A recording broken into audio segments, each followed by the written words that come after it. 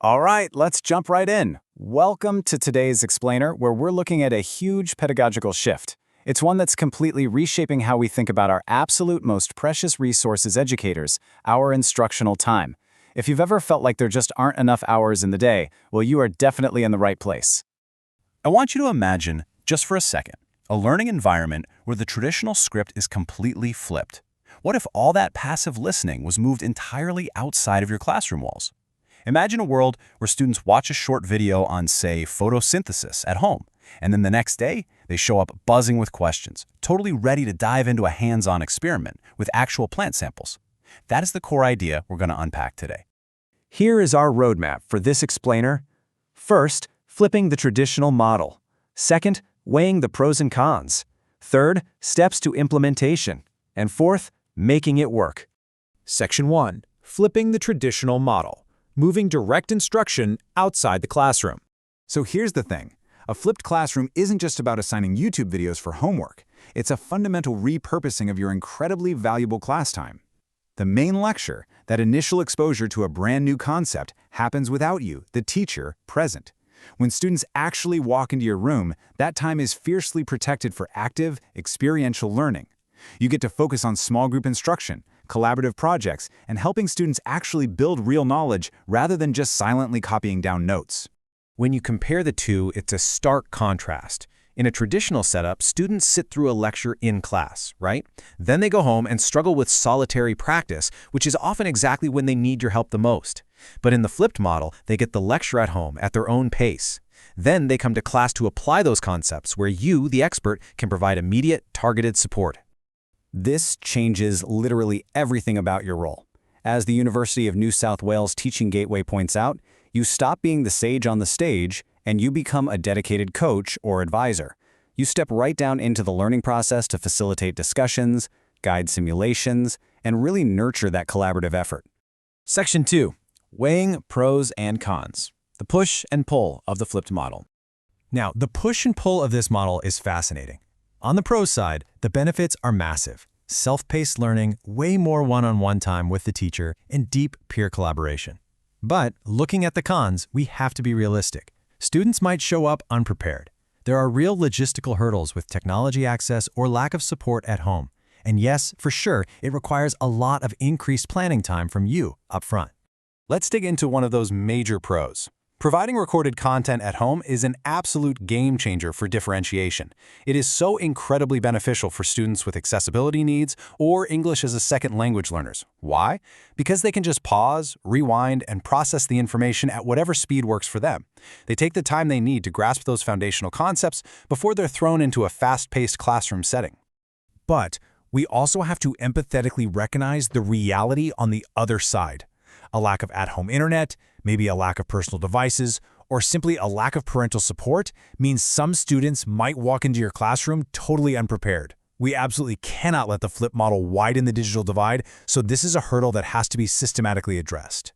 Section 3. Steps to implementation. Your blueprint for launching a flipped classroom.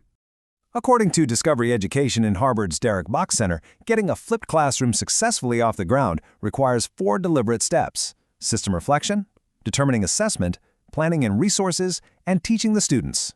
Let's start with step 1, system reflection. Before you even think about recording a single video, you need to define exactly what learning is going to look like at home versus in the classroom. You have to ensure vertical alignment with your grade level standards. And, crucially, you must establish a crystal clear communication plan. I mean, if parents don't understand why their kid is watching YouTube instead of doing traditional math worksheets, you are definitely going to run into some friction.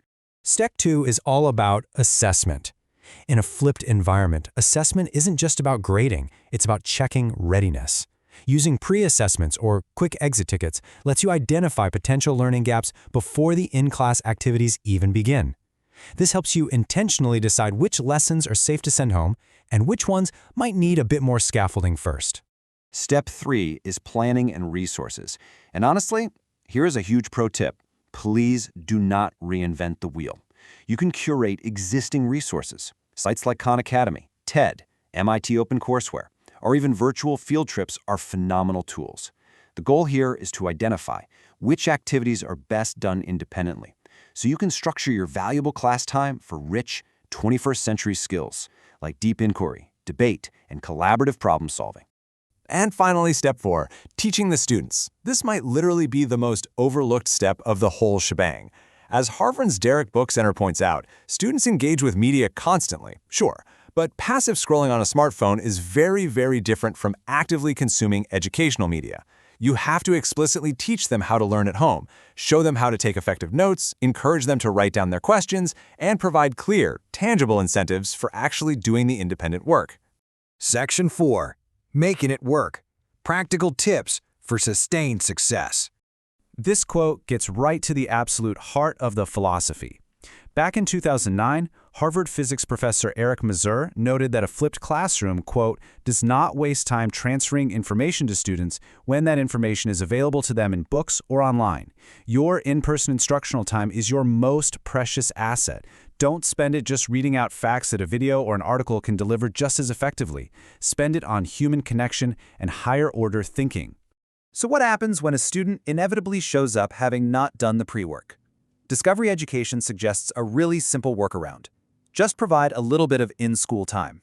Set up a computer station in the back of the room where a student can spend 10 minutes catching up on the missed lesson. That way, they can still jump in and participate in the day's collaborative activities, and they don't miss out on the experiential learning entirely. And look, if this all feels a bit overwhelming right now, take a breath. You do not have to overhaul your entire curriculum overnight. Start small.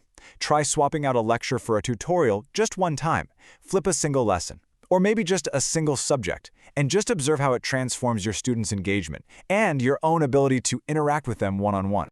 Which brings us to our final thought. Ultimately, the flipped classroom asks us to rethink our primary function as educators.